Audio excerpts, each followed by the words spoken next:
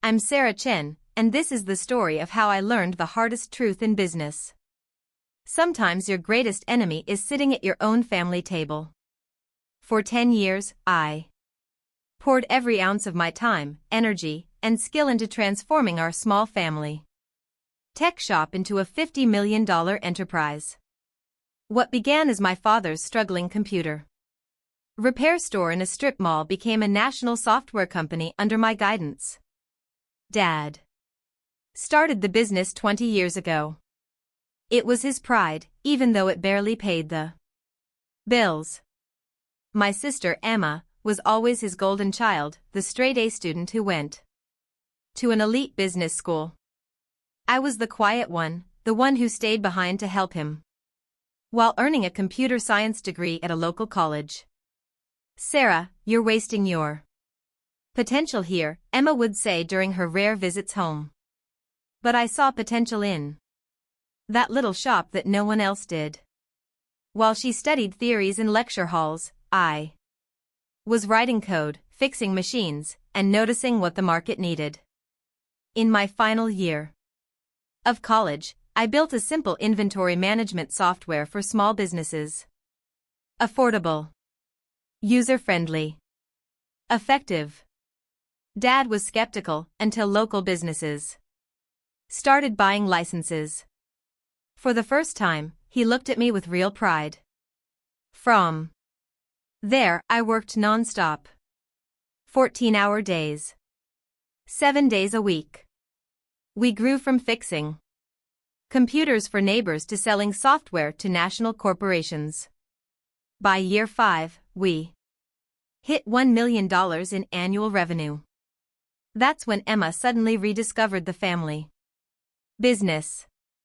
She quit her corporate job in New York, announced at dinner that it was time for her to take her rightful place, and Dad welcomed her back with open arms. She became co-CEO overnight, no industry experience, but plenty of polish for the cameras. I stayed in the trenches, building products and managing operations.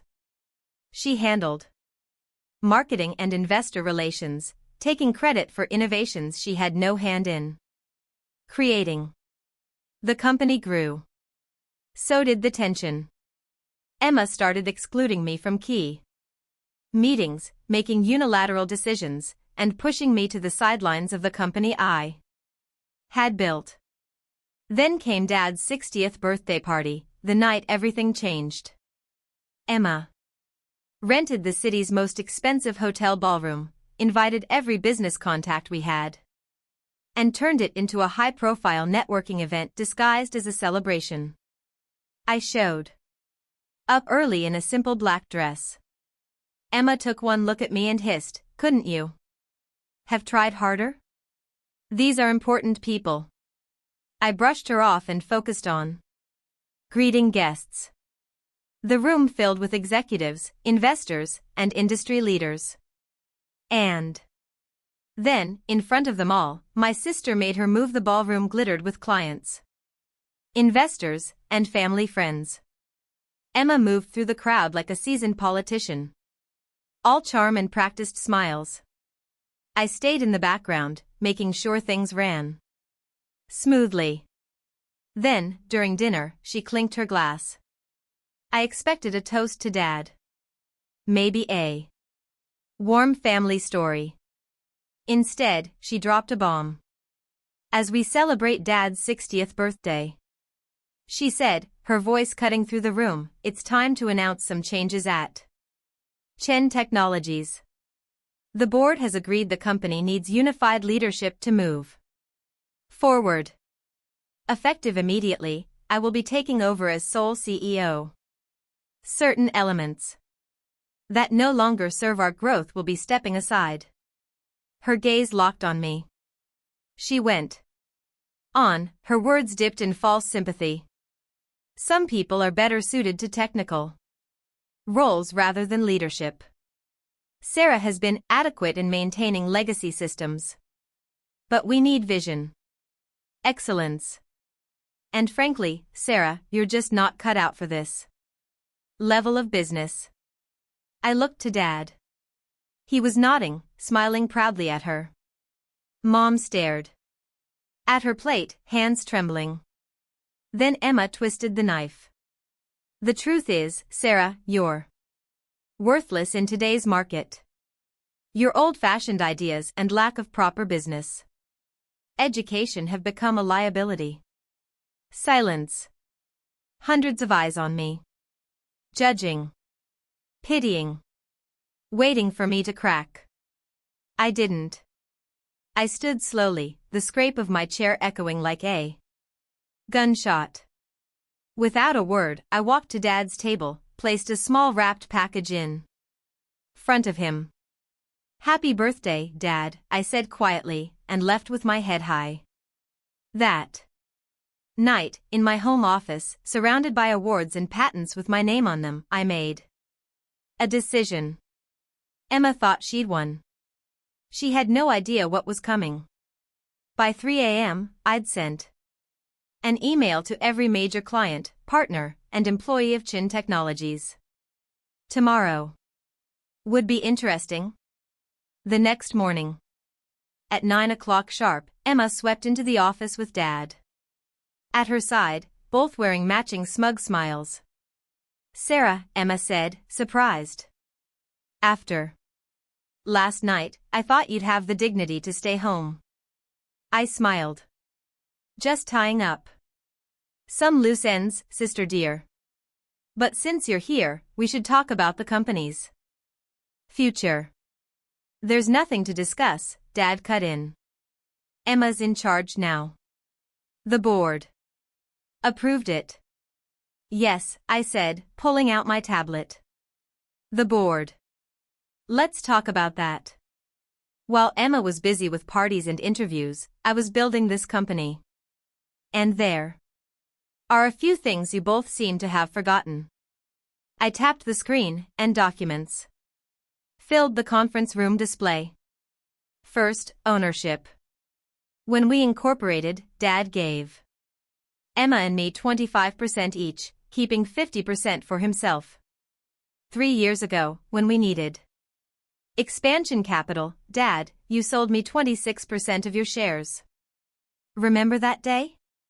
You were too busy at Emma's award ceremony to handle negotiations, so you signed without reading. Their faces drained of color. That means, I continued, I now own 51% of Chen Technologies. Emma's manicured nails dug into the table. That's impossible? And that's not all, I cut in. The core software that generates 80% of our revenue? Not owned by Chen Technologies. It's owned by my separate company, Innovate Solutions LLC. Chen Technologies only had a licensing agreement, which expired. I glanced at my watch. About 10 minutes ago. Dad slumped into a chair, realization hitting. The renewal papers, the ones you asked me to sign last week. The ones you didn't read. Because you were helping Emma plan the party, I said. Yes. Those papers. I decided not to submit them.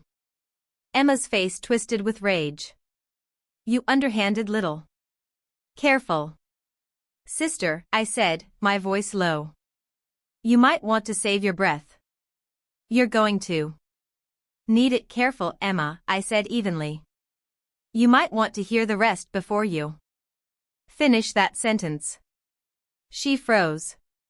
While you were busy announcing my graceful exit last night, I was sending emails to our clients. Most of our major contracts have personal loyalty clauses they signed with Chen Technologies because of me, my expertise, my track record.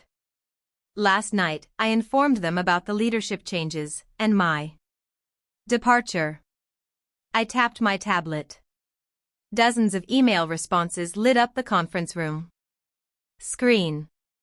Would you like to know how many have already triggered their termination clauses? Or how many of our top developers, who, by the way, are employees of my company, Innovate Solutions, have already accepted positions at my new venture? Silence. Through the glass walls, I could see employees checking their inboxes, whispers spreading like wildfire. Emma's perfect composure cracked as she fumbled for her phone.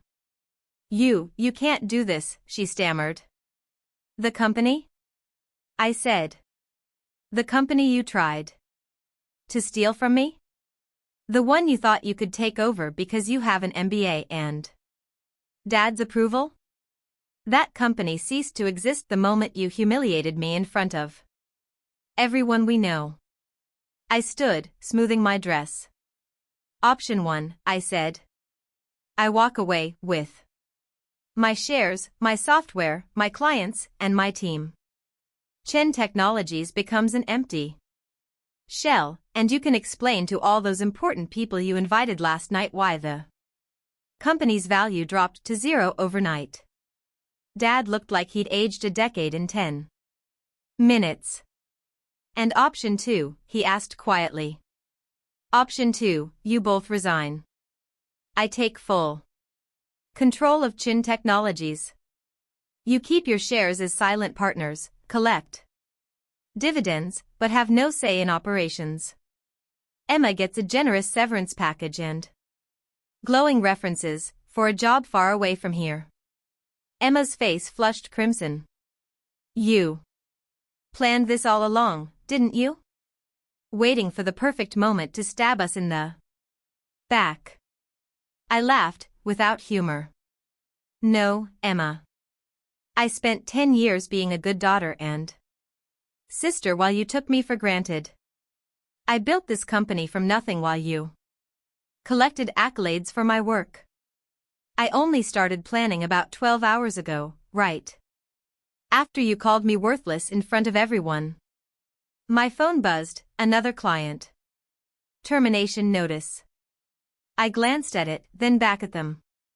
"Time's running out. What's it going to be?" The next hour was a blur of lawyers and paperwork. By noon, I sat alone in my office, overlooking the city. The company was mine. The victory, however, was bittersweet. The trust was gone, shattered like crystal. That evening, Mom came by, her eyes red from crying. "Did it have to end this way?" she asked softly. "They gave me no choice," I said gently. "They would have taken everything I built and discarded me without a thought."